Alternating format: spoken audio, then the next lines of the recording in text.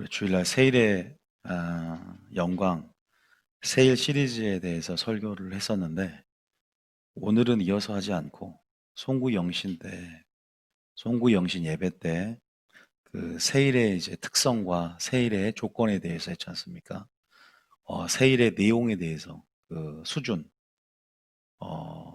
영광스러운 수준, 굉장히 우리 사고의 어떠한 책의 근간을 흔드는 그런 패러다임의 전환을 맛볼 수 있는, 옛부대를 찢어야만, 또 새부대를 준비해야만 세일을 수용하고 예수님을 수용하고 새 성령을 받았듯이, 그러한 세일들이 반복적으로 마지막 때 역사가 흘러갈수록 더 점진적으로 나타나게 될 텐데, 그래서 우리가 수요일 날 그거는 목요일 날 송구영신 예배 때 하기로 하고요. 오늘은 하나님께서 순종을 점검하는 시간이에요. 순종을 점검하는 시간. 굉장히 긴 시간이 될 수가 있어요. 여러분들이 순종을 점검하는 거죠. 내가 하나님 앞에 참 순종인가, 온전한 순종인가. 우리가 교회 설교의 주제가 보면 대부분 뭘로 귀결되냐면 순종입니다. 순종. 계속 설교마다 가장 많이 듣는 얘기고, 또 핵심 본질적인 키워드도 항상 순종이죠. 순종의 가치, 순종이 무엇인지에 대해서 우리가 가치에 대해서 우리가 알고 있지만, 참 순종이 뭔가에 대해서는 우리 교회에서 새롭게 아마 계속 배워 나가실 거라고 생각이 들어요. 순종. 그래서 오늘 순종의 어떤 정의에 대해서도 제가 말씀드려보고, 또 순종은 어떻게 해야 되는지, 오늘은 두 가지만 얘기하겠지만 네 가지 측면에서 어떻게 순종을 해야 되는가에 대해서 말씀을 드릴 겁니다. 천국의 비밀이 열어지기를 원하지 않습니까? 어떤 자에게 열어지냐고 그랬어요. 천국의 비밀이 많은 조건이 있어요. 그런데 뭐 겸손한 자에게도 열어지죠. 은혜가 오니까. 근데 천국의 비밀은 크게 두 가지예요. 겸손과 순종입니다. 왜냐하면 예수님의 성품이 겸손과 온유였어요. 순종할 때 또한 천국의 비밀이 열어지고, 또 하나님의 음성을 듣고 싶어요. 기름 부음 학교하면 다 듣는 것이 아니라 순종할 때 뭐가요? 듣게 됩니다. 요한복음 10장의 본질은 뭐였냐? 듣는 양이 아니라 순종하는 양이 될 때 듣게 된다는 거죠. 내 양은 내 음성을 듣는다. 그래서 나를 따르기 때문에 음성이 들려지는 거예요. 그리고 또 여러 가지 온전함으로, 거룩함으로 들어갈 수 있는 열쇠가 뭐예요? 우리 하나님께서 날마다 거룩함으로 들어오라 그러는데, 하나님 말씀에 순종해야만이 거룩해집니다. 아무리 내가 수양을 하고 인격적인 수양을 하고 다른 타 종교, 여느 종교처럼 고행을 하고 뭔가 해탈을 하며 어떤 경지에 이르렀다고 해서 내가 비워지고 깨끗해지며 어떤 신의 경지, 그 극기 훈련을 통해서 이뤄내는 어떤 사물이 아니라, 하나님 말씀을 우리에게 주셨고 그 말씀에 순종해야만이 깨끗해지고 온전해지고 거룩해지고, 말 그대로 신의 영역으로 갈 수 있다는 거죠. 하나님의 영역, 하나님께 속한 그 영역으로 우리가 갈 수 있는 길이 순종이에요. 근데 순종이 본질이 뭘까요? 순종의 참 본질이 뭐냐? 노동이 아닙니다. 많은 분들이 노동이라고 생각합니다. 그러나 순종의 본질은 노동이 아니라, 순종의 본질은 죽음이에요, 죽음. 왜냐하면 순종한다는 것은 내가 죽어야만 가능하고, 순종한다는 것은 내게 기준이 바뀐다는 거잖아요. 하나님 말씀이라는 그 기준에 근거해서 살아가겠다는 거잖아요. 그럼 죽는 거예요. 참 순종, 온전한 순종은 내가 죽는 것이죠. 그래서 우리가 이런 순종의 어떤 본질을, 또 순종의 어떤 그러한 정의, 순종의 방향성, 저희 교회 참 많이 배우고 있습니다. 광범위한 것 같지만 또 제가 오늘은 1탄이죠. 어떻게 순종해야 되는가도 여러분께 말씀드리려고 합니다. 여러분들 순종에 점검해 보는 데 있어서 하나님 받으시는 순종이 있고 하나님이 받지 않는 순종이 있어요. 우리가 가인의 예배는 하나님 받지 않았어요. 아벨의 예배는 받았습니다. 내가 정말 말 그대로 좀 사투리 써서 쎄빠지게 순종했다. 겁나게 순종했다, 하나님 앞에. 내 평생. 그런데 받은 복이 없는 것 같고, 하나님이 나중에 내가 너를 모른다 할 수 있다는 거 아세요? 주님이 인정하지 않고 하나도 연락되지 않는 이스라엘 백성 40년의 광야 생활 가운데, 내가 40년 광야 생활 가운데 한 번도 너희 예배를 받은 적이 있느냐 묻잖아요. 한 번도 받은 적이 없대. 아니, 시내산에서 언약 맺고 제사법 받고 그렇게 광야 여정 가운데 하나님을 경험했는데, 교회 생활 했는데 몰라요. 제자들 3년 반 주님 공생에 따르는데 부활했을 때도 못 알아봐요. 너무 형식적이고 본질을 모르는 거예요. 그러니까 하나님이 받으시는 순종해야죠, 하려면요. 열심만 있으면 안 된다 그랬어요. 그래서 항상 방향성이 중요하고 점검을 해야 돼요. 점검을요, 말씀으로. 그 기준이 예수님이 우리에게 본이 되셨기 때문에, 예수님이 원하시는 순종인가, 예수님의 순종인가, 아니면 내 기준, 사사시대처럼 내 기준에 근거한 내가 원하는 순종인가. 그런 건 순종은 보통 내가 하고 싶은 순종은 다 순종해요.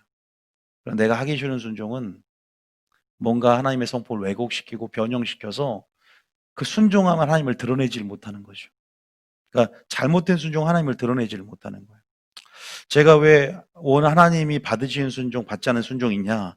여러분들은 결과만 보잖아요. 아, 순종했다 그러면 성취했고 결과, 공로만, 의식만 자랑하지만, 주님은 결과가 아니라 뭘 본다 그랬어요? 우리의 동기를 본다 그래요. 동기. 순종하는 동기. 순종하는 동기. 왜? 외모를 보지 않고 나는 너의 마음을 중심, 동기를 본다. 사람을 선택하도 외모가 아니라 심지를 본다 그랬잖아요. 그러니까 저 같은 사람도 선택한 거죠. 하나님 보시는 어떤 무엇 때문에 선택한 걸 거예요. 그 부분에서 우리는 순종을 점검할 때 하나님을 알아야 된다는, 단순히 결과만 보는 분이 아니라 우리 심령과 동기와 우리의 뜻을 감찰한다고 했을 때, 양심을 감찰한다고 했을 때, 결국 순종의 어떠한 참 순종의 척도, 참 순종의 정도는, 열매는 결국 하나님을 아는 것에 있지 않는가. 하나님의 뜻을 행하려고 그러는데 뜻을 이해하고 뜻을 분별하는 게 먼저가 아닌가. 정확한 하나님의 뜻을 이해하고 분별할 때 하나님의 뜻대로 행할 수 있어요. 그다음에 순종은 하나님 뜻대로 행하는 것이다. 순종은 그냥 주어졌기 때문에 그냥 노동의 의미로 생각해서 결과물만 내고 몸으로 부대끼며 그냥 해내는 어떤 무엇이 아니라, 마음으로부터 하나님의 법을 마음으로 지키라 그랬잖아요. 하나님을 알고 주님의 심장을 갖고 주님의 열심을 갖고 주님의 뜻을 가지고 그렇게 우리가 순종해야 됩니다. 점검해야 됩니다. 점검. 순종을 점검한다. 왜? 순종이 너무너무 중요한 핵심 키워드예요. 성경 전체 안에서. 예수님은 순종 때문에 이 땅에 왔지 않습니까? 여러분들이 뜻대로 행하는 자가 되시길 축복합니다. 그러기 전에 주의 뜻을 이해하라. 한번 우리 시리즈로 이해하라, 분별하라, 제가 항상 키워드 구호식으로 외쳤잖아요. 말씀 읽어오면서 또 설교를 항상 또 유튜브로 계속 또 온라인으로 듣는 구독자들도 있고, 지금은 온라인 시대인 것 같아요. 그래서 이 온라인 성도를 무시하면 안 돼요. 계속 등록이 지금 문의가 와요. 이제는 등록하신 분들 잘 들으세요. 가등록이 됩니다. 가등록. 정식 등록이 아니라. 그리고 저하고 상담하고 이제 그렇게, 우리 교회처럼 등록을 쉽게 안 받는 건 참, 다른 교회 오늘도 전화가 왔는데 등록 좀 생각을 해보고 다니시면서 해라. 바로 등록 안 해요. 그러므로 어리석은 자 되지 말고 오직 주의 뜻이 무엇인가? 먼저 주의 뜻을 이해해야 될 거 아니야. 이해해야 될. 두 번째는 분별을 해야죠. 행하기 전에. 아니, 뭔가를 행하려면 알아야 될 거 아니야. 근데 주의 뜻은 어디에 있다? 주의 선한 말씀 속에 주의 뜻이 있다는 거야. 말씀을 들을 때. 말씀을 안 들으면 뜻을 모르잖아요. 여러분의 지식과 경험도 듣고 본 것의 결과라듯이 여러분의 믿음도 교회 안에서 말씀을 듣고 본 결과 아닙니까? 주의 뜻이 뭐니까 이해하는 마음이 있어야죠. 사모해야죠. 뜻을 구해야 되지. 그 뜻이 뭐냐. 딱, 그 다음에 한 구절 더요. 아, 이해했으면 또 분별해야 되니까. 로마서 12장 2절에. 두 번째는, 자, 다 같이 한번 읽어봅니다. 시작. 너희는 이 세대를 본받지 말고 오직 마음을 새롭게 함으로 변화를 받아 하나님의 선하시고 기뻐하시고 온전하신 뜻이 무엇인지 분별하도록 이제 하라. 이해하고 분별해야 뜻이 무엇인지를 분별해야 돼. 하나님을 안다는 것은 섭리 안에서 때를 알고 뜻을 아는 거예요. 예수님은 하나님의 섭리와 때와 뜻을 알고 그 때가 찬 경륜 안에서 그 계획 안에서 행하셨다. 자기 게 없었다. 그러면 이제 분별했어. 이제 뭐 해야 돼? 좀 더 나아가면 다니엘처럼 뭐 해? 뜻을 정해야 돼. 자, 다니엘서 1장 18절. 다니엘서 1장 18절. 다니엘서 1장 18절. 아니, 다니엘서 1장 8절. 다니엘서 1장 8절. 다니엘서 1장 8절에. 자, 시작. 다니엘은 뜻을 정하여 왕의 음식과 그가 마시는 포도주로 자기를 더럽히지 아니하리라 하고 자기를 더럽히지 아니하도록 환관장에게 구하니. 다니엘은요, 여러분 다니엘서 많이 읽으세요. 다니엘은 마지막 때 우리가 가져야 할 믿음의 표상을 나타냅니다. 환란에 이길 수 있는 믿음이. 다니엘은 어린 나이에 뭘 정했냐? 뜻을 정해요. 왜? 어릴 때부터 모세 오경, 성경을 가정에서부터 유대인의 교육하시잖아요. 쉐마 교육. 신명기에 보면. 어릴 때부터 앉아있든 서있든 문설주의 인방에 하나님 말씀들, 청색수를 항상 보이게끔 하나님 말씀을 상기하게끔 하는 말씀의 노출이 그렇게 많아요. 우리 화장실에도 말씀도 붙여있고 좋은 글귀도 많이 붙여놓는 이유가 있어요. 노출시키는 거예요, 많이. 말씀이 생활화되고 말씀이 양식이 되고 체질이 될 수 있도록. 다니엘은 그 어릴 때 평소에 준비된 믿음, 거기서 어리석은 자가 아니라 주의 뜻을 이해하고 선하고 온전하고 기뻐한 뜻이 무엇인지를 율법에서 지극히 선한 율법의 주의 뜻을 이해해서 로마서 2장 말씀처럼. 그래서 뜻을 뭐였냐? 성령 안에서 결단하고 정합니다. 기준이 됐다는 거예요. 기준 되는 게 쉽습니까? 교회 와서. 내가 죽어야 기준이 살죠. 내가 죽어야, 내 기준이 죽어야 돼요. 가장 어려운 죽음은 순교가 아니라 내 안에 기준이 죽는 거죠. 내 판단 기준, 내 생각의 기준, 나의 가치, 이거를 완전히 깨뜨리고 부서뜨려야 되는 거예요. 그래서 하나님의 기준으로, 예수님의 기준으로 세워갔을 때 뭐예요? 죽으면 죽으리라 지금 절개를 지키지 않습니다. 나 죽어도 왕의 제사 바쳐진 음식 안 먹겠다. 하나님이 싫어하니까. 단순해지는 삶을 사는 거예요, 성숙하게. 하나님이 좋아하면 하고 하나님이 싫어하면 안 하는 게 단순한 순종이죠. 그 단순함들이 성숙함에 맺힌 겁니다. 마지막 때는 단순해져야 돼. 이원론적인 사고방식으로 살아야 돼. 하나님이 좋아하면 하는 거예요. 하나님이 싫어하면 안 하는 거예요. 감정이 상관없어. 말씀의 근거에서 그냥 살아가는 거예요. 단순해질 때 능력이 막. 단순해지면 하라면 하는 거야. 뭔 일이 분명히 있으니까. 목회자가 어떤 말을 할 때도 단순한 사람들은 또 순종이 제사 맞다고 또 하나님의 섭리 안에서 어떤 일들을 봐요. 꼭 그 목회자 말이 옳아서가 아니라 순종하는 그 중심 안에서 합력화의 선을 일어나는 역사가 일어난다. 그 사람에게. 그런 일이 굉장히 많아요. 순종하는 마음, 겸손한 마음이 그렇게 중요한 거예요. 다니엘은 어쨌든 그렇게 뜻을 딱 정해요. 이해하고 분별하고 말씀을 가까이 함으로 믿고 보고 들음으로 믿음이 그 안에 생겨나. 말 그대로 뜻을 정했다는 것은 뜻대로 이제 행하겠다는 거 아니야. 마지막으로 뜻을 행하는 거. 어디 나와요? 마태복음 산상 7장 22절에 보면은 뭐라 나옵니까? 마태복음 7장 22절에 21절 한번 바꿔. 21절에 자 21절에 시작. 나더러 주여 주여 하는 자마다 다 천국에 들어갈 것이 아니요 다만 하늘에 계신 내 아버지의 뜻대로 행하는 자라야 들어가리라.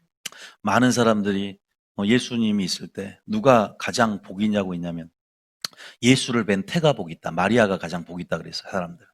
예수님이 뭐라 그래요? 마리아가 복이 있는 것이 아니라 마지막 때는 하나님 뜻대로 행하는 자가 복이 있다 그랬어요. 이 말 이해하십니까? 또 마지막 때 복은요. 주 안에 죽는 자가 복되도다요. 죽는 자가 복되도. 또 복된 게 의를 위해서 핍박을 받는 자가 복이 있대. 그러니까 복의 개념이 바뀌어야 돼요. 순종은 죽음으로 들어가는 거예요. 기준이 바뀌는 겁니다. 그래서 나의 순종을 점검하는데 내가 원하는 순종, 내가 기뻐하는 순종, 나의 마음이 즐거운 순종, 나의 기준대로 순종, 이것들은 하나님 앞에 온전한 순종이 아니라는. 성경의 모든 말씀에 하나님의 통치와 다스림에 나를 드리는 거죠. 나의 모든 삶의 전 영역, 그 통치하심과 다스림을 받아들이는 거예요. 그러니까 진리에 완전히 굴복되어지는 삶. 하나님의 법에 매여서 그 법에 다스리시만 들어가는 삶. 내가 삶은 순종하는데 물질은 여전히 회개하지 않고 물질은 순종하지 않으면 그거는 부자청년과 같은, 아나니와 삽비라 같은, 게하시 같은, 다 탐심 때문에 어떻게 됐습니까? 믿음이 없고 재물을 겸하여 섬겨. 너는 불신앙이다. 그 탐심 때문에 지옥에 떨어지는 거예요. 아무리 잘 믿어도.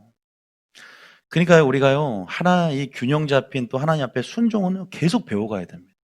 순종은 계속 표대를 향해서, 죽음이란 표대를 향해서, 우리가 죽음이란 표대를 나아갈 때, 하나님의 기준이란 표대를 향해서 나아갈 때 동시에 우리 안에 내가 죽고 예수님이 세워지는 그러한 하나님이 원하시는 순종으로 나가게 될 준비시길 축복합니다. 순종은 죽을 때까지 배워가는 거예요. 예수님이 우리에게 순종을 배우게 했어요. 그래서 히브리서 5장 8절에 보면은 주님 뭐라고 하냐. 예수님이 순종의 본이 딱 되잖아요. 그 뭐라냐. 그가 아들이면서도 받으신 고난으로 순종함을 먼저 배워서 9절에 보세요. 온전하게 되셨대. 온전하게 돼. 청년이 무엇으로 온전하게 되냐, 깨끗하게 되냐. 오직 주의 말씀만 따라 상갈 때 하나님의 성품으로 변하는. 그리고 순종하는 모든 자에게 영원한 구원의 근원이 되셨다는 거예요. 이 말은 무슨 말이냐? 본이 되셔서 너희도 내가 순종했을 순종하라는 거예요. 그럼 너희들도 거룩해지고 온전해질 수 있다. 보세요. 순종이 이렇게 핵심 가치를 갖고 있습니다. 신앙생활 안에서, 모든 설교 안에서. 순종이 키예요. 어떻게 보면 결론 항상 귀결되는 문장은 뭐냐? 순종해라 합니다. 성령 충만해라. 순종해라. 저는 이 설교를 통해서 여러분들이 순종을 하나하나 좀 하나님이 연락하시고 받으시는 순종을 좀 점검해 가셨으면 좋겠다는 생각이 들고요. 한 번 더 정리하자면 순종은 내가 죽는 것이고 순종의 척도 또 순종의 질은 하나님을 아는 것에, 다시 말해서 하나님을 안다는 것은 하나님의 뜻을 이해하고 분별함으로 뜻대로 행하는 것이 순종이라는 것을 말씀드리고 싶습니다. 그래서 내 뜻이 죽고 내 기준이 무너져야 된다는 것들 전제를 또한 말씀을 드리고 싶어요. 알지만요, 우리가 뭐 모르는 분이 있겠습니까? 순종이라는 게 뭔지에 대해서. 다시 이렇게 주님 말씀을 주실 때, 내가 죽지 않고 살아있는 게 있구나. 또 하나님의 기준으로 세워지지 않는 것들이 있구나. 또 무너뜨려야 되고 부서뜨려야 되고 깨져야 할 기준이 있구나. 그 겸손함 있는 자는 나오게 돼 있어요. 순종 설교만 1년 365일 해도 나온다니까요. 순종 다 아는 것 같지만 결코 우리는 지식으로 영의 세계 또 이 유한으로 무한을 이해할 수 없습니다. 하나님이 열어주고 계시해 준 만큼 깨닫고 겸손한 자에게 또 그 말씀이 은혜로 다가오게 될 준비시길 축복합니다. 순종이 뭘까요? 두 번째는 순종의 정의에 대해서 한번 얘기해 드릴게요. 순종의 가치에 대해. 순종은 사람의 믿음이에요. 믿음. 순종은 뭐다? 순종이요. 믿음입니다. 믿는 자만 천국 들어간다 할 때 주님 뭐라 그래요? 행함 없는 믿음은 죽은 믿음이다 그랬어요. 다시 말해서 행함 뭐냐? 우리의 순종이죠. 우리 하나님의 기준대로 뜻대로 행하는 삶이. 그래서 믿음이라는 거. 그리고 순종은요. 관계입니다. 우리가 이스라엘 백성과 언약을 맺었지 않습니까? 어떻게 주님의 관계가 유지돼요? 쉽게 말할게요. 포도나무하고 가지가 있습니다.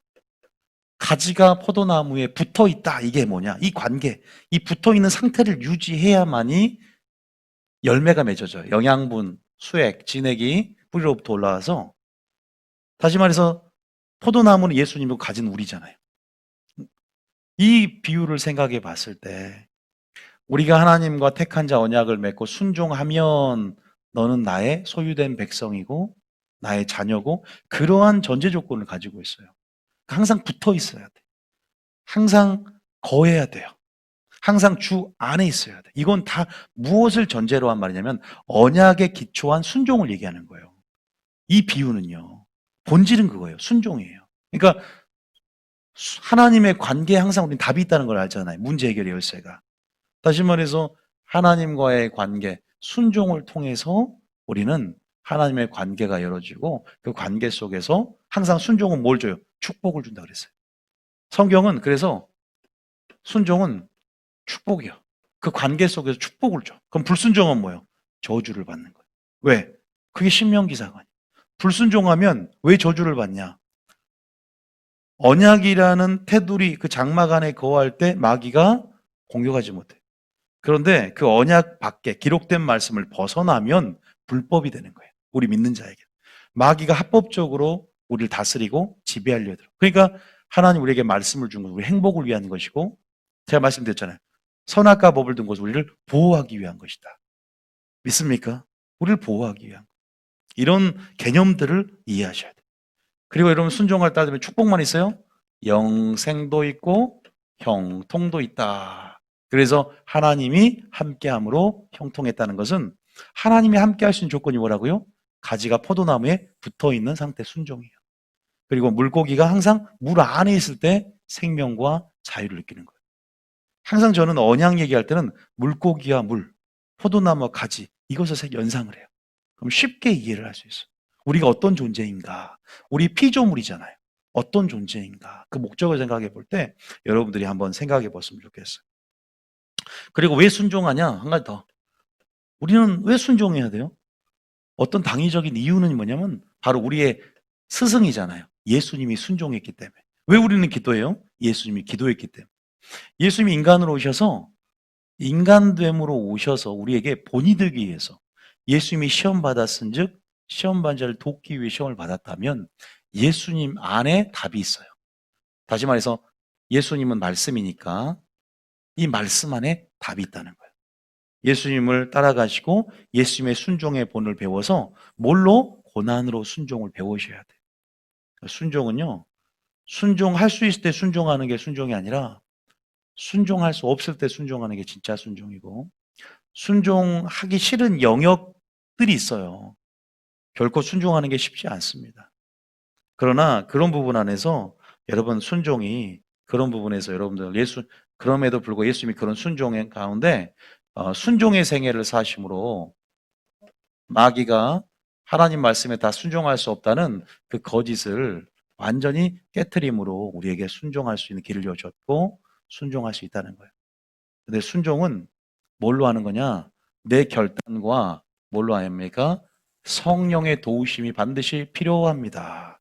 그래서 또 순종하는 뭐 해야 돼요? 기도해야 돼요. 그러니까 순종과 기도는 분리할 수 없는 불가분의 관계가 있어요.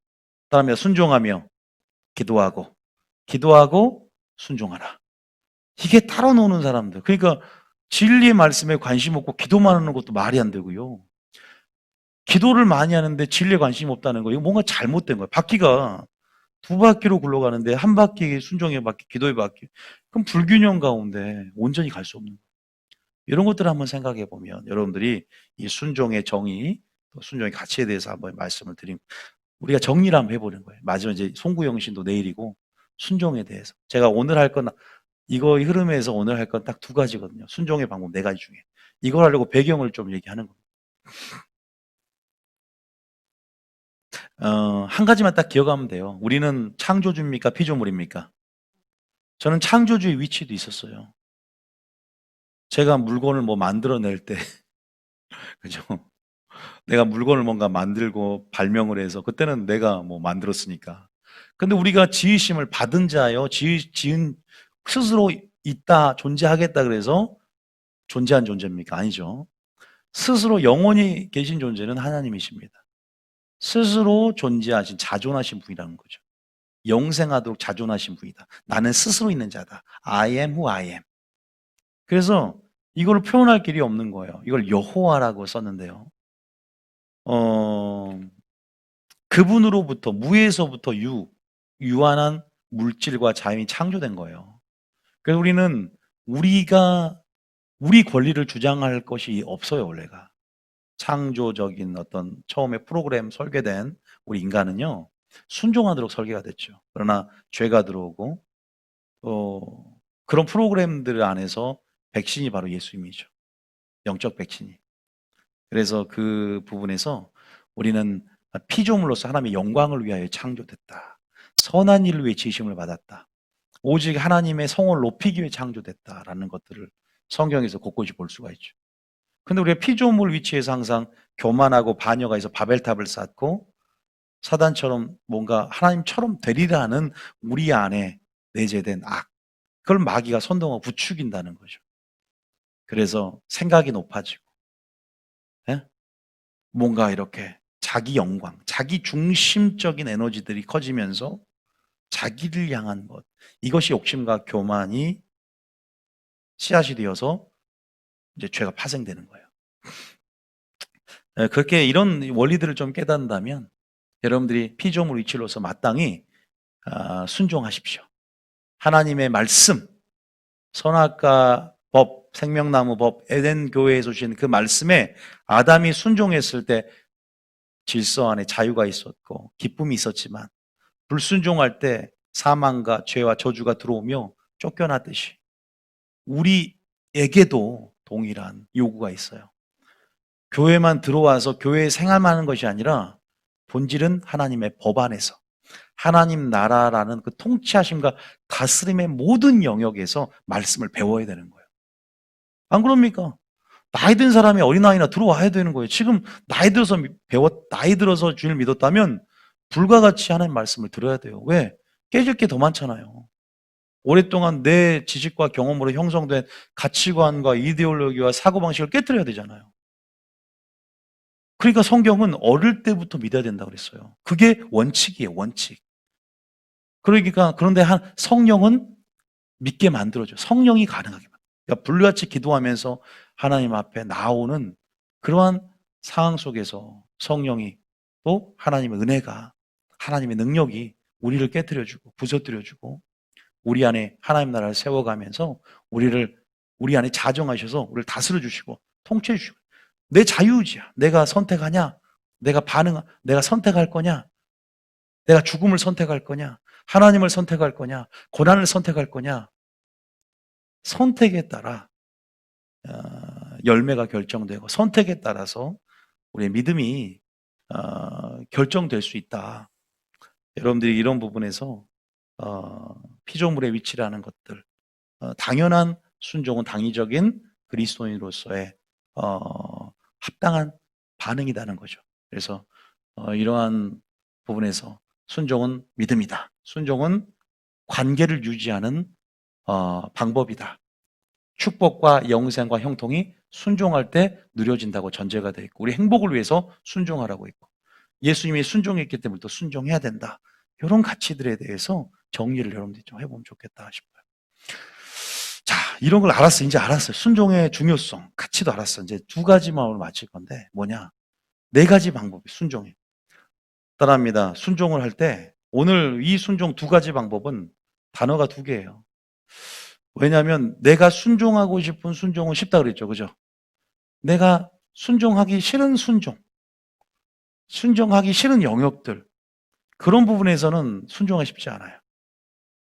그런데 어떻게 돼요? 또 어떤 순종이냐? 따라합니다. 즉시 순종하라. 하나는 즉시, 요거. 하나는 즐겨. 요것만 되면 돼요. 여러분 순종 점검하는 데 있어서 즉시, 즐겨 두 가지 부분에서 한번 또 우리가 상고해 봤으면 좋겠어요. 즉시, 즐겨. 즉시 한다는 것. 뭔가 즉시 한다는 것. 제가 이 부분에 대해서 즉시 순종하는 사람들, 순종의 방법입니다. 다른 거 워낙 강범위하기 때문에 빼고 즉시 순종한다면요, 이 사람은요 단순한 사람이다. 자, 좀 일단 세부를 적어. 딱 하나님이 계시를 딱 주시더라고. 단순한 사람이다. 그리고 이 사람은 게으르지 않는 사람. 이건 안 적어도요. 이건 제가 설명해 드리려고 그래요. 쉽게. 이건 게으르지 않는 사람이다. 또 이건 어떤 사람이냐? 준비된 사람이다.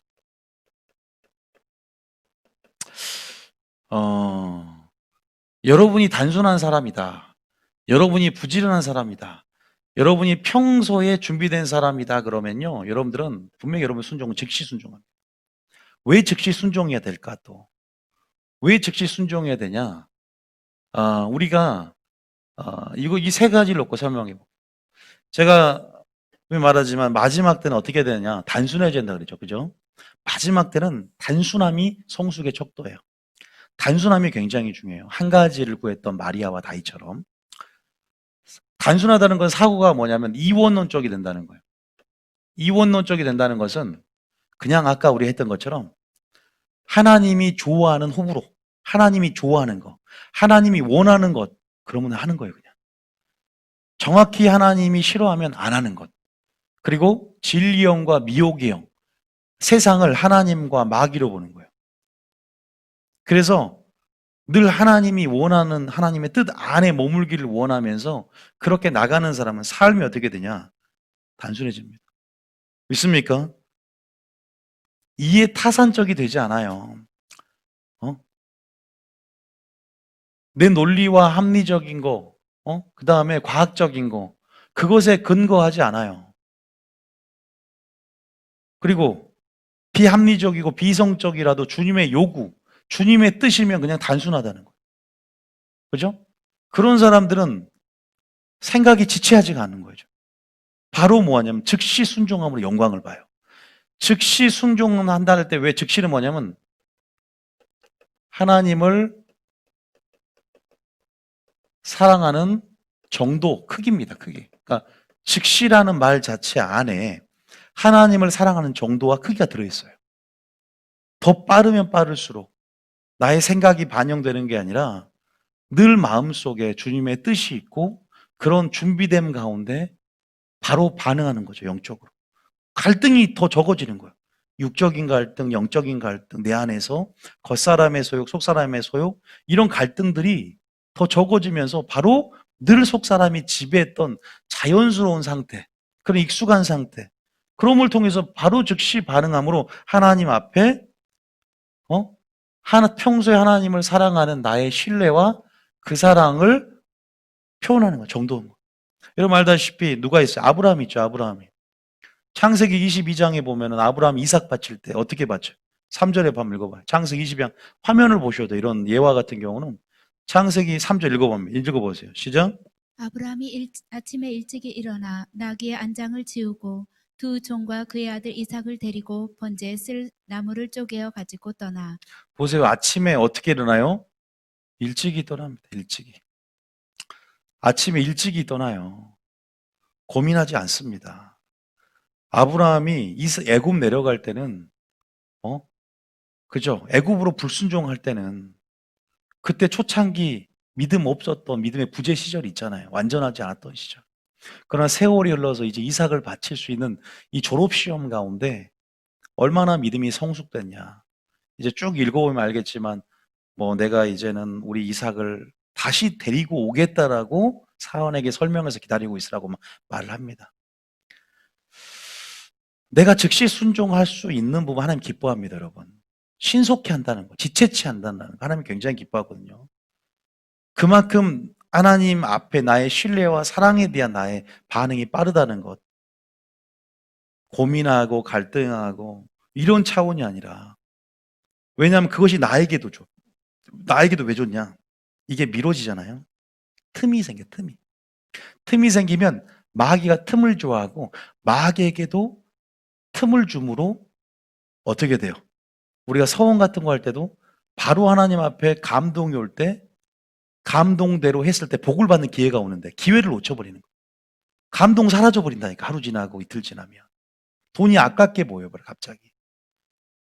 뭐든지 마음이 올 때 물론 성숙됨으로 기다리고 숙성시켜 나갈 수 있는 부분도 필요해요. 그러나 어떤 부분들은 나의 욕심이 발동되기 전에 하나님의 감동 안에서 내가 즉시 하나님 앞에 그렇게 반응하고 그렇게 하는 것이 또 어떤 기회를 놓쳐버리지 않는 게 될 수 있어요.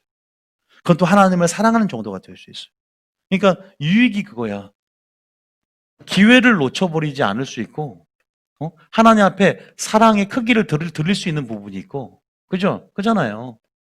그리고 마귀에게도 틈을 주지 않을 수 있다는 거예요. 이 세 가지가 있지 않겠습니까? 생각해 보세요.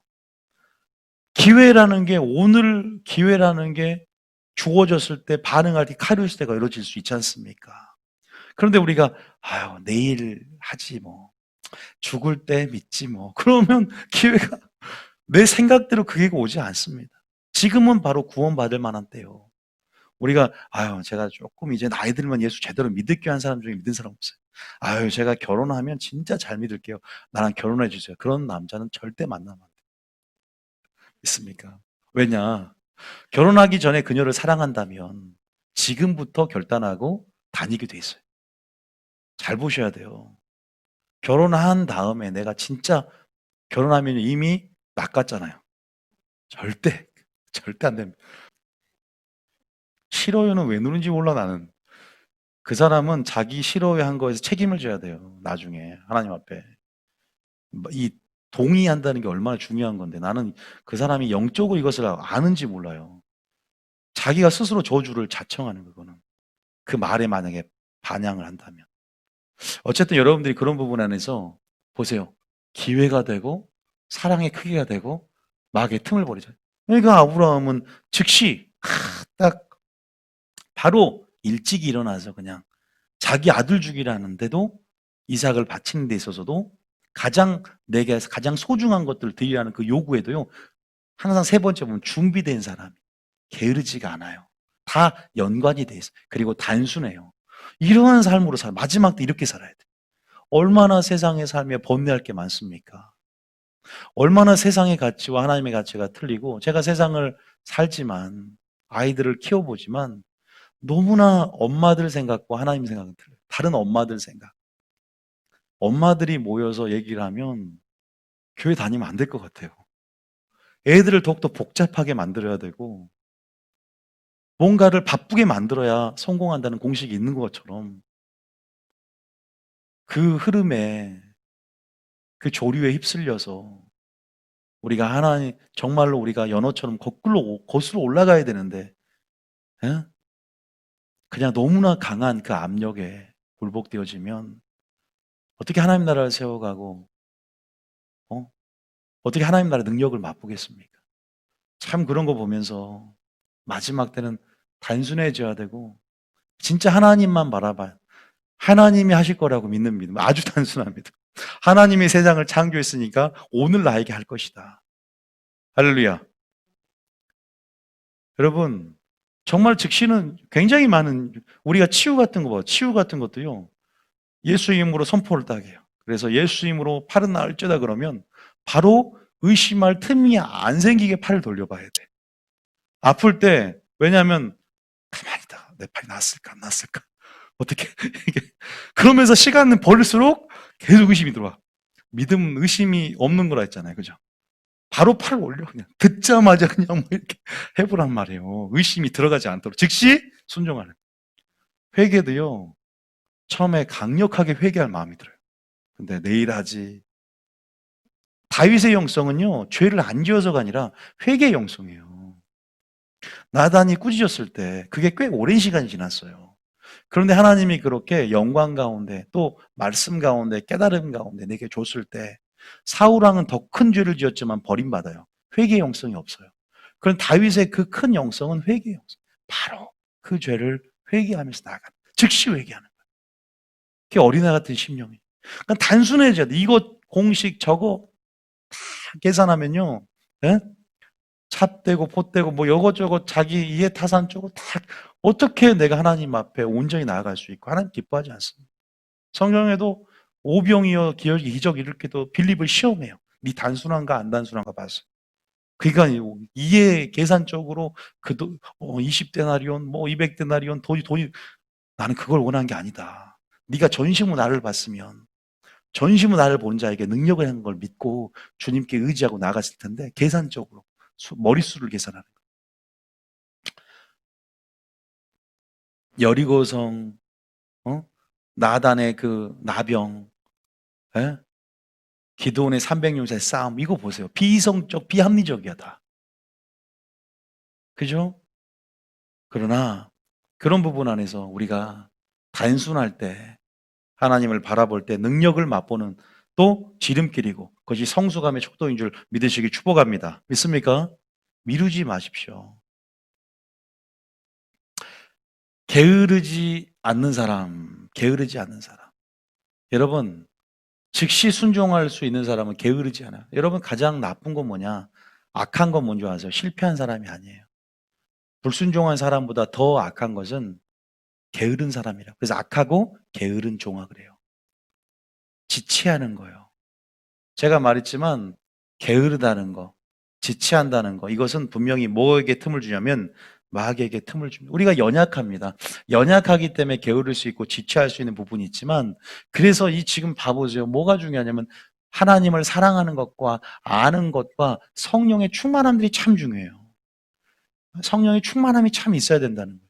나의 연약함을 극복할 수 있는 건 내 안의 능력, 내 안에 행하신 능력, 성령이 나를 통해 나를 지배하고 다스리셔서, 그러니까 나의 속사람이라 그러죠. 성령의 지배를 받는 그 나의 속사람이 내 안에서 강건해져야 돼. 그것은 성령의 충만함 가운데 역사한다는 거예요. 성령께서.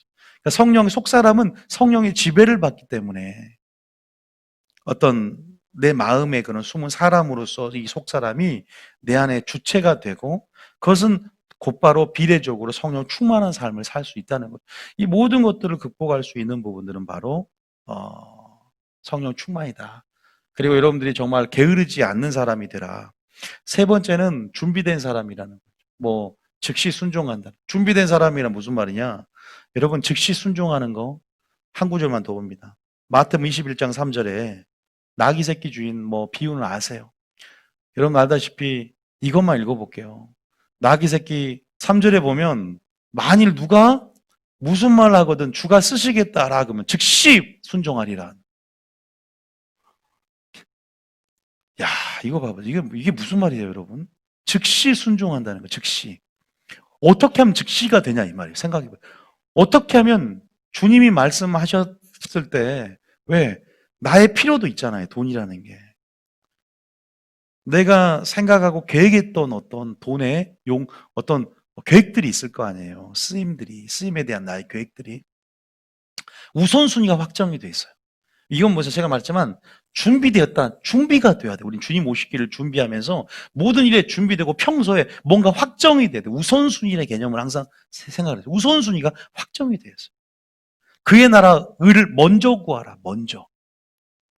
왜냐하면 그 모든 것들이 복받을 기회가 될 수 있어요. 내게 기회는 늘 열려 있지 않아요. 기회라는 걸 붙잡고 즉시 반응하는 사람이 있고, 즉시는 사랑의 크기를 나타내고, 즉시는 또한 내게 지체참 게으름으로 틈을 줘서 마귀가 그 안에서 나의 성령의 감동 흐려지게 만들고 내 안에 복받을 기회를 막는, 하나님과의 더 깊은 관계를 막는 그런 방해 요소가 되기 때문에 우리가 즉시인데, 나귀 새끼 주인도 즉시 순종을 했어요. 선택을 받습니다. 그래서 스가랴 9장 9절에 나귀를 타고 입성했다는 그 말씀을 이루는 데 있어서 주인공이 되고, 또 하나님 앞에 심었기 때문에 이야기는 나타나지 않지만 천국에서 얼마나 큰 반열 앞에서 빛도 없이 이름도 없이 순종하는 그의 자식들과 자녀들이 어떻게 잘 되는지에 대한 말은 안 나오지만 하나님이 성경대로 하자면 보상을 분명히 받게 돼 있어요. 보상이 있다는 거예요. 즉시라는 갈등이 점점 줄어들어야 됩니다. 순종할 때. 보세요. 내가 순종하고 싶은 것은 즉시 순종해요. 기쁜 마음. 근데 순종하기 싫은 영역은 항상 뭐냐면 물질적인 부분이야. 가장 갈등이 되는 것들. 내가 하기 용서라든지. 그런데 주님이 그러니까 즉시라는 상태가 될 수 있도록 우리 마음을 확정해야 돼. 그리고 우선순위를 확정해야 돼. 그리고 준비돼야 돼. 무슨 말일까?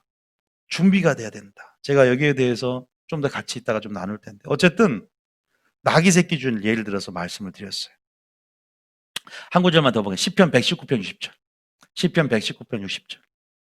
시편 119편 60절. 읽어봅니다. 자, 60절입니다. 시작. 주의 계명들을 지키기에 신속히 하고 지체하지 아니하였나이다. 다윗은 항상 보세요. 계명을 지키기에 신속했습니다. 지체치 않았다는. 이거 한번 잘 들어보세요. 제가 오늘 지금 말씀드리고 있으니까 또 한 절 더 봅니다. 자, 어딜 보냐? 이사야 55장 6절. 오늘이 기회다. 내일로 미루지 말아라. 죽기 전에 할 것이다. 내일 할 것이다가 아니라 오늘 기회로 보고 즉시 반응하고 하나님 말씀에 순종해라. 55장 6절 읽어봅니다. 시작. 너희는 여호와를 만날 때에 찾으라. 가까이 계실 때에 그를 부르라. 뭔가 이렇게 즉시 반응하는. 여러분, 제가 한 가지 말씀드리면 힘든 상황이 될 때, 순종할 수 없는 힘든 상황이 될 때 즉시 순종하시 축복합니다. 아시겠죠? 두 번째, 깨달음이 올 때 즉시 순종하십시오. 자, 이건 적어진 게 아니에요. 또 적으신 분이 있으니까. 힘든 상황이 올 때 즉시 순종하세요. 그 다음에 두 번째는 내가 딱 깨달음이 올 때. 세 번째는 영의 음성이 딱 주어질 때, 같은 말이기도 한데 딱 순종하세요. 이것은 뭔가 해결에 대한 열쇠가 주어집니다. 뭔가 이렇게 힘든 상황이 올 때 이 환경적으로 하나님께 나를 푸시하면서 하나님께서 이런 상황 속에 네 마음이 어떠한지, 네가 그 명령을 지키는지 안 지키는지 테스트한다 그랬죠. 이런 상황 속에서도 믿음의 눈을 열고 순종할 수 없는 상황이 딱 생겨. 그럴 때 즉시 즐겨는요, 즐기기 때문에 즉시가 되고 이 결과가 되고 원인이 되는 거예요. 즐겨야 돼. 즐겁게 즐거운 마음, 하나님을 아는 가운데 즐겨가 원인이 된다면 즉시는 결과가 될 수 있어요. 어떻게 보면 떨어져 설명할 수 없는 불가분의 관계 단어들이에요. 어쨌든 깨달음이 올 때 하나님이 깨달음을 줘. 이것은 성령이 알려주는 거예요. 뭐라고? 진리로 인도해 주시면서 성령께 인도하심 가운데 순종하라고. 그 순종은 결국 예수님께 인도하고 그 순종은 결국 복으로 인도합니다. 그리고 같은 말이기도 하지만 영의 음성을 따라서 감동이 올 때, 흥분이 올 때 우리가요 즉시 해야 돼. 서원도 얘기를 했지만 서원도요 보통 치유를 크게 받을 때 서원 같은 거 하고 또 큰 죽을 뻔한 위기 가운데 나를 구원해 주시고 또 큰 감사가 올 때 보통 서원을 합니다. 서원에 또 역사가 있거든요. 함부로 서원해서도 절대는 안 되고요. 서원한 것은 반드시 지켜야 되는 거잖아요. 어쨌든 서원이 참 이게 큰 단위로 순종을 하는 부분이 많아요. 물질이 됐건 내가 목회자가 되겠습니다 됐건 큰 단위지 조그맣게 서원을 하진 않지 않습니까? 생각해 보면 내가 병이 죽을 병 암에 치유됐는데 봉고차 한 대를 교회에서 하겠습니다. 아니면 내가 하나님 이렇게 되면 나에게 목회를 평생 동안 주님을 위해서 사역자가 되겠습니다. 큰 단위로 한단 말이에요.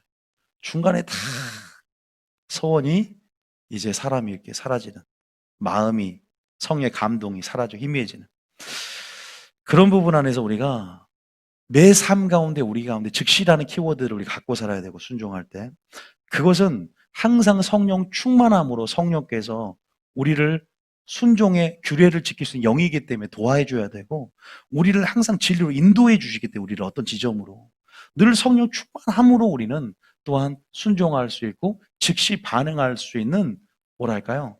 위로부터 그런 능력들을 입고 이렇게 순종할 수 있다는 것도 우리가 참고로 알았으면 좋겠다는 생각이 듭니다. 그래서 순종 그 자체도 바로 즉시 그 자체도 적극적인 믿음을 드러내지 않습니까? 하나님이 기뻐하는 믿음입니다. 정리 한번 해볼게요. 여러분 즉시 순종하시 축복합니다. 여러분 단순한 사람이 되어야 되고 게으르지 않는 사람이 되어야 되고 준비된 사람이 되어야 된다. 평소에. 그리고 우선순위가 확정이 돼야 된다. 무슨 말이냐? 하나님을 알아야 된다. 알아야 즐겁게 즉시 순종을 한다. 아브라함의 순종을 기억하세요. 다윗의 회개를 기억하세요. 나기스케 주인의 즉시 순종을 기억하세요. 평소에 어떤 가치를 깨닫고 그렇게 나갔는지 세상을 이원론적으로 보는 단순함으로 여러분들이 하나님의 어떠한 요구라도 내가 충돌되는 갈등이 적어지면 적어질수록 늘 하나님의 나라의 사고방식에 익숙해져야 되고 그러면 하나님의 비이성치고 비합리적인 깊은 곳에 가서 그물을 던지라 그래도 그냥 순종합니다. 이러한 순종들이 체질이 될 때 여러분들 이제 즉시 순종한 자들이 될 거예요. 그러면 어떤 기회도 뭐하냐면 놓치지 않게 된다. 축복받을 기회를. 그리고 하나님의 사랑한 정도를 드러내므로 하나님의 사랑을 입게 된다. 이런 식으로 한번 정리를 해볼 수 있을 것 같아요. 이 세 가지는 좀 알아놔요. 세 가지. 기회, 사랑의 크기, 마귀에게 틈을 줄 수 있다. 이런 부분들을 알아면 좋겠고요. 이건 간단한데요. 뭐요? 바로 즐겨 순종입니다. 여러분 즐겨 순종하시기 축복합니다. 즐겁게 순종하시기 축복합니다. 이 말은 무슨 말이에요? 반대로 말하면 억지로 하지 말라는 거예요. 인색함으로 하지 말라는 거예요. 뭔가 하기 싫은데 그냥 뭔가 짜증을 내면서 하나님은 결과를 보는 게 아니라 우리의 동기를 보고 우리의 중심을 보고, 어쨌든 무슨 말이냐, 즐겨 순종하라는 건 뭐냐면 억지로가 아니에요. 억지로가 아니라 인색함으로가 아니라 어쩔 수 없이가 아니다. 이것은 즐겼다는 것은 뭐예요? 아까 원인이 되기도 하지만 인격적인 관계라는, 하나님과의 인격적인 관계를 섬겨야 되는, 인격적이 돼야 돼. 그분을 알아야 된다는 거. 그분 안에서 동기부여가 해야 된다. 그분 앞에 우리 영혼을 위해서 기도할 수 있는 것도 그분의 마음을 받아야 되고, 우리가 무엇을 할 때도 우리가 예수님과의 관계 속에 예수님이 하는 걸 따라하는 것이 아니라 예수님의 마음을 받아야 되고, 예수님을 보낼 수밖에 없던 하나님의 마음이 우리 안에 들어왔을 때 인격적인 관계 가운데 주님이 누군가를 깨달았을 때 우리는 감사와 기쁨과 즐거움으로 뭐요? 복음적인 순종이라고 하죠. 복음적인 순종, 다시 말해서 자원하는 심령 앞에 감사가 흘러나와 빚진 자의 심령이 되어 복음적인 순종을 할 수 있게 된 줄 믿으시기 축복합니다. 그 인격적인 관계 속에 하나님이 기뻐한다는 거죠. 제가 대표적인 구절 한 구절 더 볼게요.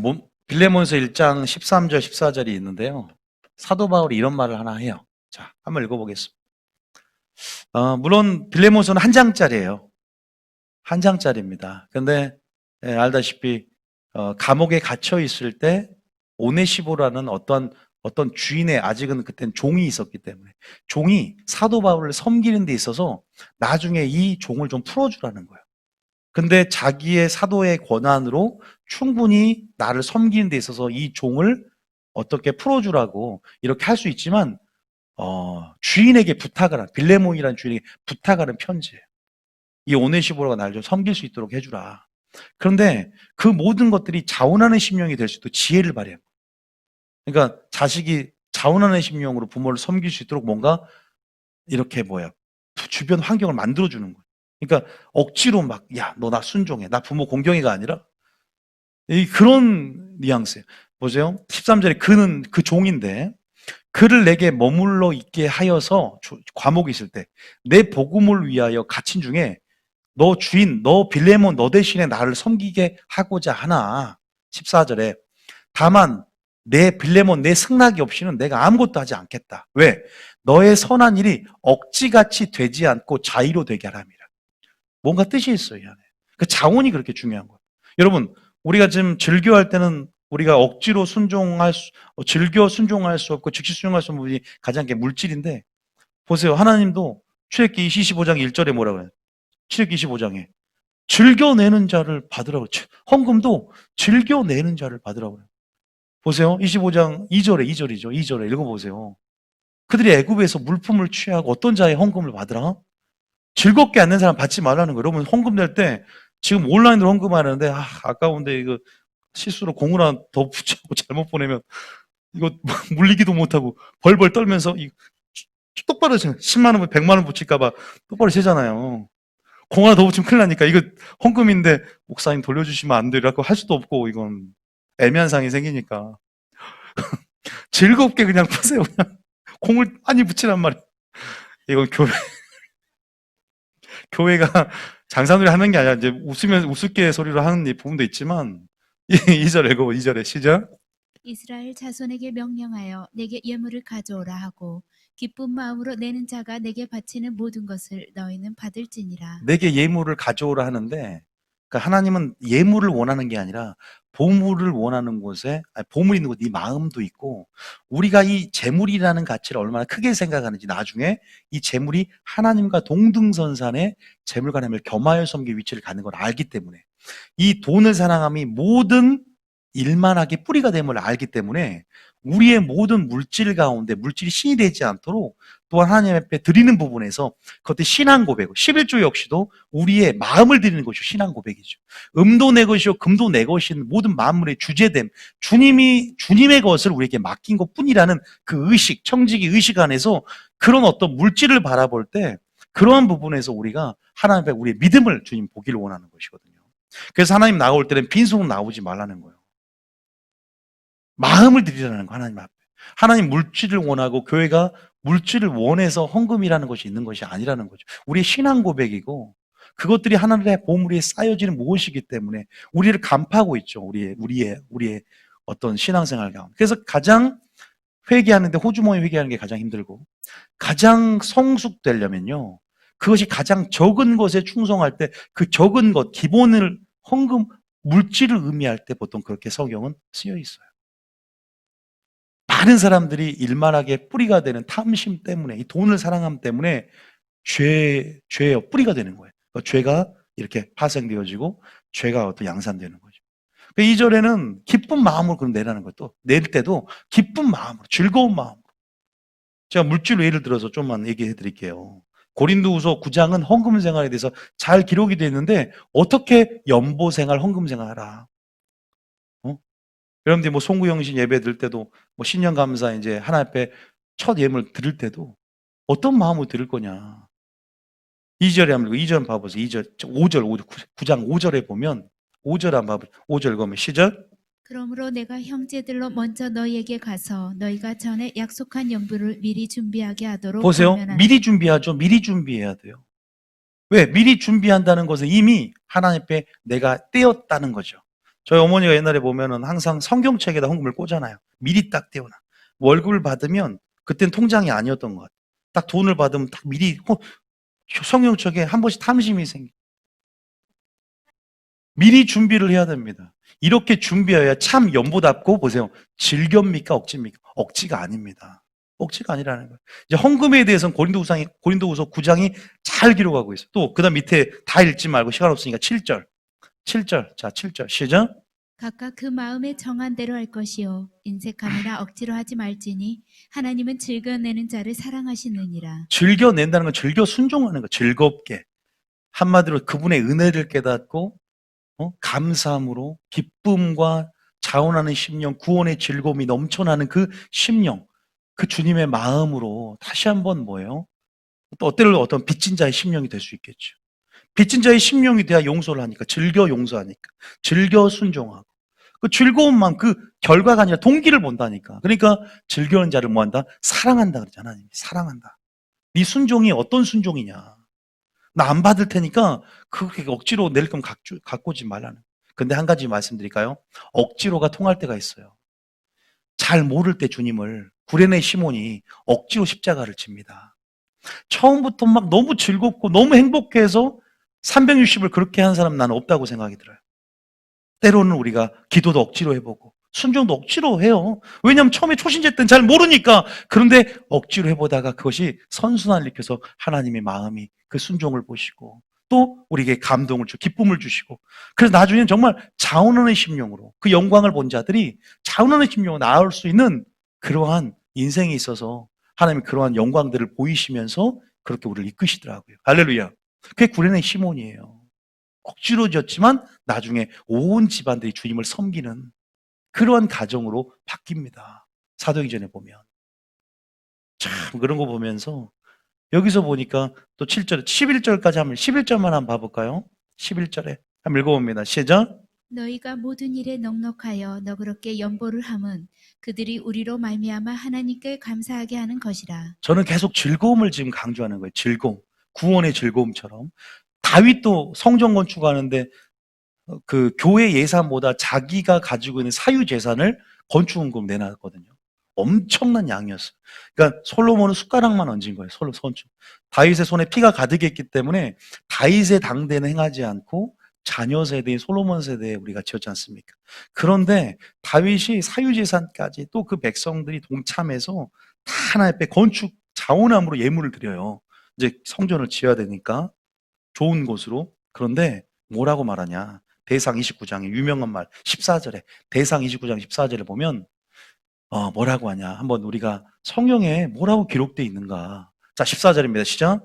나와 내 백성이 무엇이기에 이처럼 즐거운 마음으로 드릴 힘이 있었나이까. 엄청난 양의 금과 은 또 여러 가지 기구들, 기명들 즐거운 마음으로 드릴 힘이 있었냐? 바로 모든 것이 주께로 말미암았다. 그러니까 주님을 아는 거예요. 아, 우리는 청지기일 뿐이라는 거. 만물의 주제요. 근도 내 것이요. 은도 내 것이요. 하나님이 세상을 창조했고 하나님이 근원이시고 주제이면서 우리가 주신 분도 주님이시고 가져가는 분도 주님임을 알 때, 그러니까 물질론을 성경적으로 이해한 사람들, 성경적으로 재정의 원칙을 설교를 들어본 사람들, 그리고 깨달음을 줄 때는 즉시 순종하라고 그랬죠. 깨달음을 줄 때 자원하는 심령이 회복이 되고 즉시 순종하게 되는 거예요. 그래서 모든 것이 주께로 말미암았다는 기원을 깨닫는 거예요. 그리고 우리가 주의 손으로 받은 것으로 주께 드렸을 뿐이라는 고백들. 그럴 때 즐거워지지, 내 것이라고 내가 움켜쥐고 내가 벌었고 내가 벌었기 때문에 내 돈이라고 착각을 하는 순간 욕심 때문에 내놓기가 싫어진다는 거예요. 내놓는다는 말이 좀 그렇지만 이것은 각자가 선택을 해야 되는 부분이죠.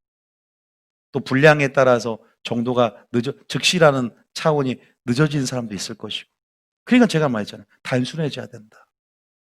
또 하나님을 알아야 된다. 늘 평소에 확정돼야 되고, 그렇게 그의 나라 의를 구해본 사람이, 남을 섬겨본 사람이, 돈을 써본 사람이 쓰는 거예요. 돈도 섬겨본 사람이 섬기는 거예요. 예? 정말 그래요. 하나님을 섬기고 정말로 말 그대로 주의 종도 섬겨본 사람이 섬기는 거예요. 이건 저도 어릴 때 그 모든 교회 안에 일어나는 일들, 부모님을 바라보고 생리를 안단 말이에요. 섬겨본 사람이 딱 섬겨요. 정말로 그거 보면은 이게 뿌리가 있어요. 뿌리가 그런 부분 안에서는 제가 그런 걸 보면서 야, 이 사람은 정말 복을 받겠다. 그러니까 이게 참 이게 평소에 얼마나 우리가 준비돼야 되는가. 왜 갑자기 되어지는 요구들이 굉장히 많아요. 갑자기 막 호련히 마귀가 갑자기 우리에게 골리앗이 나타나듯, 또 예수님도 갑자기 우리에게 즉시 나귀 새끼를 주라고 하는 그런 어떤 테스트들이 우리 안에 있을 때, 그것을 그 기회들을 우리가 반응하고 축복을 받는 기회들은 평소에 얼마나 알고 있고 준비되느냐.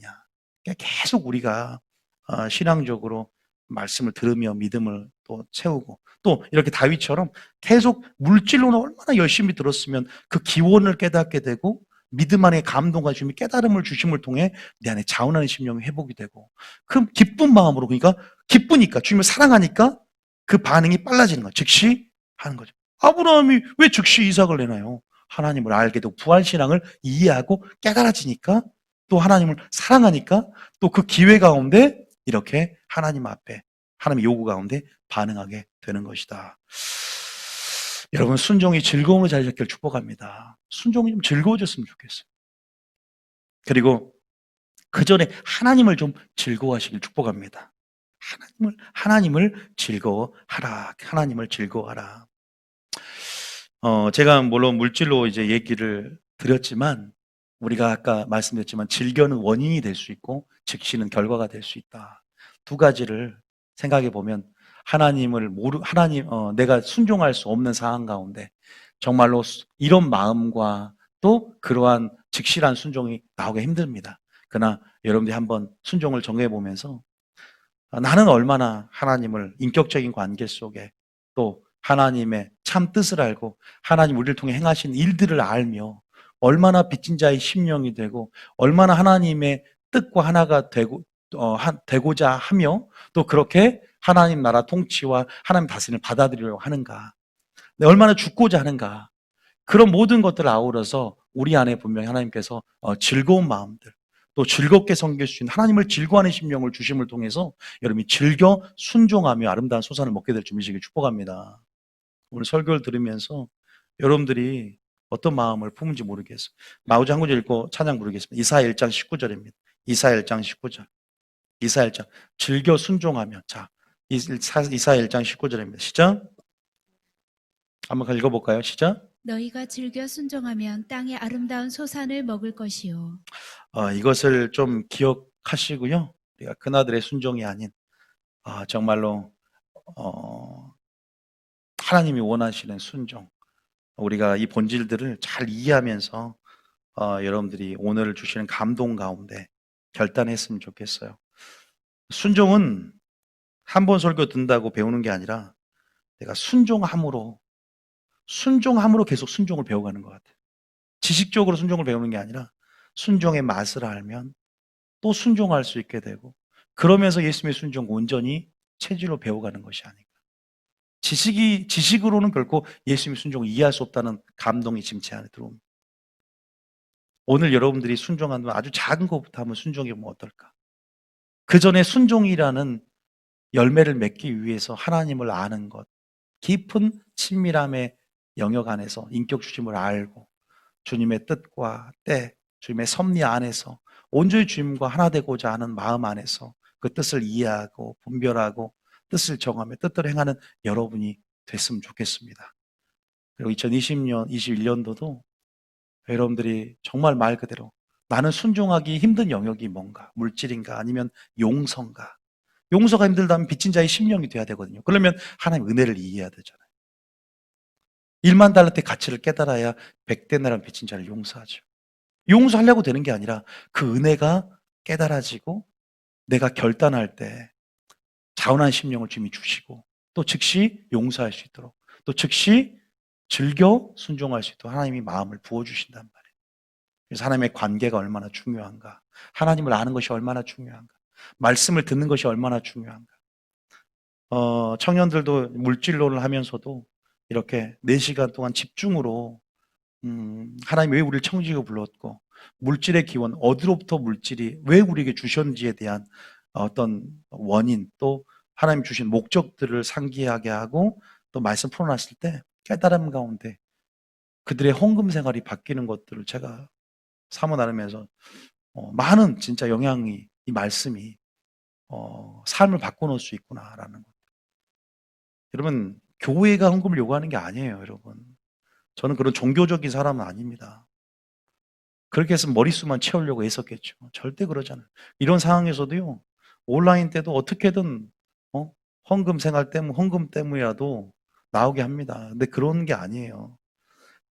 주신 분이 하나님이라는 사실 믿으시기 축복합니다. 여러분이 교회 살리는 게 아닙니다. 하나님이 살리는 것이다. 확실히 해야 돼요. 돈이 많아서 하나님 일 하는 게 아니라 돈이 적어서 하나님 일 못하는 게 아니라 믿음으로 하는 것이고 정확한 청지기의식과 물질론이 내 안에 만들어져 있어야 다윗처럼 주께서 주신 것을 우리가 받은 대로 드렸을 뿐이라는 그러한 청지기의식 안에서 즐거운 마음으로 들을 힘이 있었다는 거예요. 즐거움이라는 건 주님을 아는 것에 있기 때문에 주님을 즐거워하라는 겁니다. 순종이 즐거우려면. 그러니까 여러분들 아무래도 더 저는 여러분들이 2020년 하나님을 즐거워하는 신앙이 될 수 있도록 그랬을 때 정말 우리 표어처럼 하나님 나라의 능력을 경험하고 하나님 나라의 어떤 진정한 맛들을 맛보는 2022년 될 줄 믿으시기 축복합니다. 철저히 순종의 학교에서 순종을 죽고자 하시고 또 주님으로 기준을 세우고자 하시며 그렇게 나아갔으면 좋겠다라는 생각이 들어요. 그러면 우리 교회가 정말 하나님이 크게 쓰시는 교회가 될 줄 믿습니다.